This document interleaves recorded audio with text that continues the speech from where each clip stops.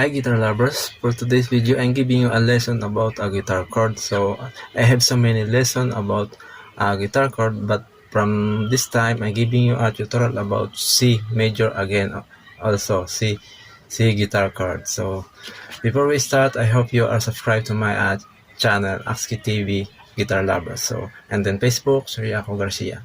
So grab your guitar and listen up. So we start from the C minor 11. So what is the form of C minor 11?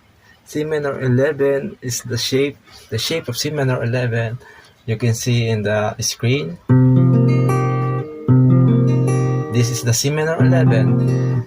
Upper note, upper string, not including to this C minor 11. This is the C minor 11. So I'm giving you another one, C minor 13. C minor 13, the form of C minor 13 is like this.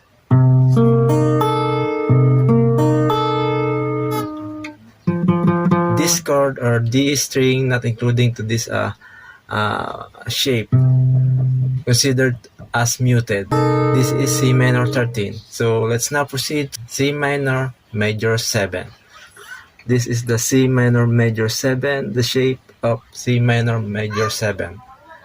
This is the shape of C minor major 7. Upper string, not including again to this shape, C minor major 7. So let's now proceed to C sus2. This is the shape of C sus2.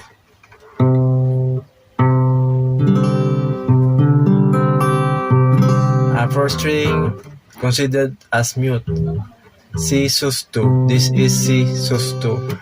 I hope you are following from my instruction. And let's now proceed to C sus4. This is the C sus4. Upper string and lower high string, not including to this C sus4. Alright, and let's now proceed to the C diminished guitar chord or C dim. These are the shape of C diminished.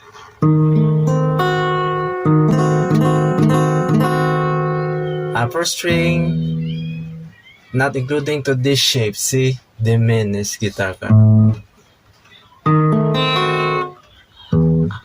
Lower A string and A string, not including to this C diminished guitar chord. This is C diminished. And let's now proceed to the last shape of C. This is the shape of C augmented. This is not including to this C augmented and this is. So the sound of C augmented guitar chord is this. Alright, I hope you got this lesson, and before we end this video tutorial, I want to say to you this the importance of playing guitar. The importance of playing guitar, it gives you calmness and peacefulness, and because we need peacefulness to our heart. So that's why we also need music. So I hope you like this video, and please don't forget to subscribe to my channel. Alright, thank you for watching and enjoy this.